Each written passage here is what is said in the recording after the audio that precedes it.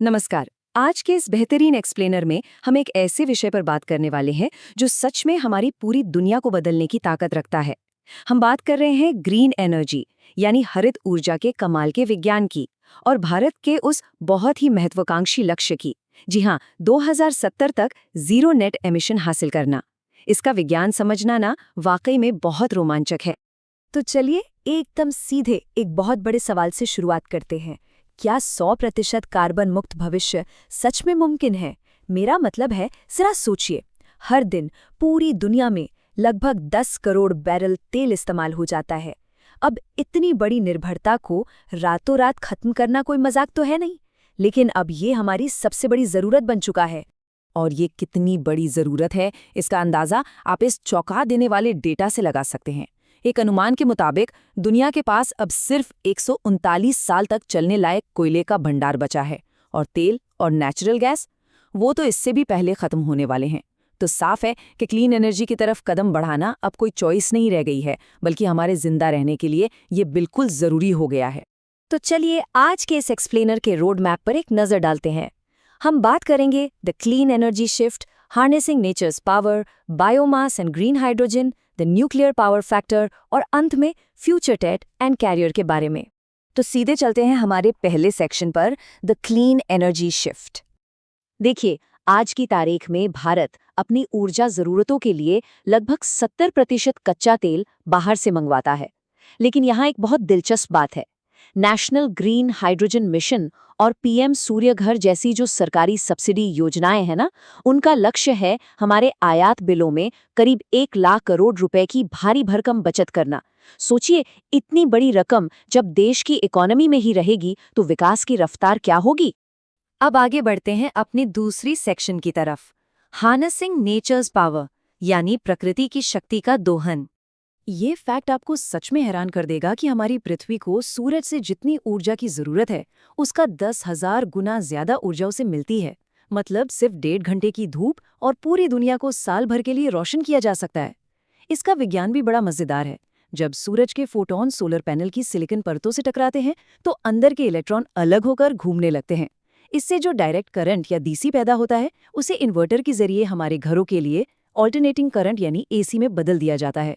और सबसे बढ़िया बात, इस पूरी प्रोसेस में नाम मात्र का भी कोई हानिकारक धुआं नहीं निकलता। अगर हम ग्लोबल लेवल पर देखें तो चीन और अमेरिका के बाद भारत आज दुनिया का तीसरा सबसे बड़ा सौर ऊर्जा उत्पादक देश बन गया है। राजस्थान में 14,000 एकड़ में फैला विशाल भडला सोलर पार्क हो या फिर गुजरात में बन रहा Adani Khavda renewable energy park, ये इसके कुछ बहुत बड़े उदाहरण हैं। और आपको बता दूं, अदानी खावड़ा प्रोजेक्ट तो दुनिया के सबसे बड़े ऊर्जा पार्कों में से एक बनने की राह पर है। अब सौर ऊर्जा से जरा आगे बढ़कर पवन और जल विद्युत यानी हाइड्रो पावर की बात करते हैं। एक ऐसा सच जो शायद आपका दिमाग घुमा दे। चीन में यांगत्सी नदी पर बना थ्री गॉर्जेस डैम दुनिया का सबसे बड़ा जल विद्युत संयंत्र है। नासा के मुताबिक पानी को रोकने वाला ये डैम इतना विशाल और भारी है कि इसके वजन की वजह से पृथ्वी के घूमने की गति 0.06 माइक्रोसेकंड कम हो गई थी। मतलब पानी की अथाह शक्ति का इससे बड़ा और क्या उदाहरण होगा। चलिए अब आते हैं सेक्शन 3 पर, बायोमास और ग्रीन हाइड्रोजन। देखिए, बायोमास यानी पेड़ पौधों और कृषि अवशेषों से ऊर्जा बनाना प्रकृति का एक शानदार तरीका तो है, लेकिन जब बात आती है पूरी तरह से जीरो एमिशन की तो ग्रीन हाइड्रोजन का कोई मुकाबला नहीं है। ग्रे और ब्लू हाइड्रोजन बनाने में प्राकृतिक गैस का इस्तेमाल होता है जिससे CO2 निकलती है, लेकिन ग्रीन हाइड्रोजन के प्रोडक्शन में सिर्फ और सिर्फ पानी का इस्तेमाल होता है और बाय प्रोडक्ट के रूप में बाहर आती है बिल्कुल शुद्ध ऑक्सीजन। है ना कमाल। इसे समझने के लिए पानी की बाल्टी वाला एक बहुत ही आसान सा उदाहरण लेते हैं। बस इमेजिन कीजिए कि पानी से भरी एक बाल्टी में आप रिन्यूएबल बिजली डाल रहे हैं। अब जो कैथोड है वो पानी के अणुओं से हाइड्रोजन को अपनी तरफ खींचकर अलग कर लेता है और एनोड ऑक्सीजन को खींच लेता है।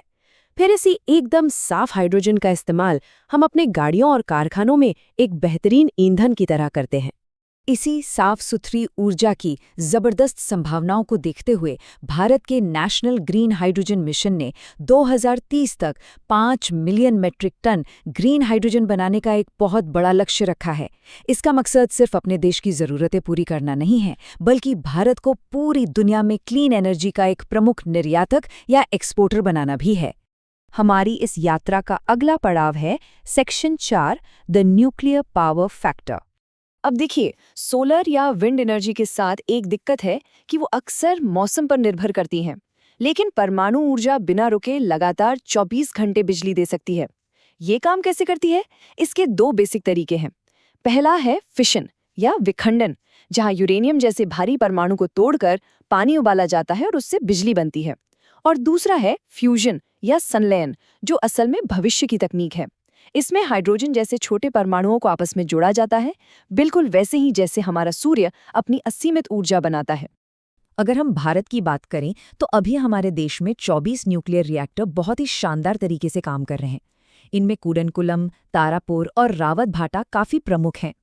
और एक बहुत ही गजब की बात बताऊं, भारत के पास फास्ट ब्रीडर रिएक्टर यानी FBR की एक अविश्वसनीय तकनीक भी है। ये रिएक्टर इतने एडवांस्ड हैं कि ऊर्जा पैदा करने के साथ साथ ये यूरेनियम को प्लूटोनियम जैसे नए ईंधन में बदल देते हैं। मतलब ये जितना ईंधन इस्तेमाल करते हैं उससे ज़्यादा तो खुद पैदा कर लेते हैं। ये सच में किसी जादू से कम नहीं है। लेकिन अगर हम फ्यूजन यानी संलयन की बात करें तो इसके लिए जो तापमान चाहिए वो आपके होश उड़ा देगा। पृथ्वी पर फ्यूजन के लिए 150 मिलियन डिग्री सेल्सियस की जरूरत होती है। जी हाँ, 150 मिलियन। इतनी भयंकर गर्मी में कोई भी चीज प्लाज्मा बन जाती है और इसे पिघलने से बचाने के लिए टोकामाक रिएक्टर में बहुत ही शक्तिशाली चुंबकों का इस्तेमाल करके इसे हवा में ही लटकाए रखा जाता है। इस वक्त पूरी दुनिया में फ्यूजन एनर्जी हासिल करने की एक ऐतिहासिक होड़ मची हुई है। 2007 में फ्रांस में ITER प्रोजेक्ट शुरू हुआ था, जिसमें भारत भी एक बहुत ही अहम पार्टनर है। इसका टारगेट है 2035 तक इस महामशीन को पूरी तरह से चालू करना। वहीं दूसरी तरफ चीन ने हाल ही में अपने रिएक्टर में 120 मिलियन डिग्री सेल्सियस के तापमान पर 1000 सेकंड तक प्लाज्मा को स्थिर रखकर एक वर्ल्ड रिकॉर्ड भी बना दिया है। और अब हम आ गए हैं अपने आखिरी हिस्से पर, section 5, future tech and career. इन ग्लोबल मेगा प्रोजेक्ट से निकलकर अगर हम भारत के अपने लोकल इनोवेशंस की बात करें ना, तो यहाँ भी विज्ञान कुछ कम अद्भुत नहीं है। डॉक्टर कोटनाला और डॉक्टर ज्योति शाह ने हाइड्रोइलेक्ट्रिक सेल नाम की एक ऐसी क्रांतिकारी चीज बनाई है जो पानी की सिर्फ चंद बूंदों से बिजली पैदा कर सकती है।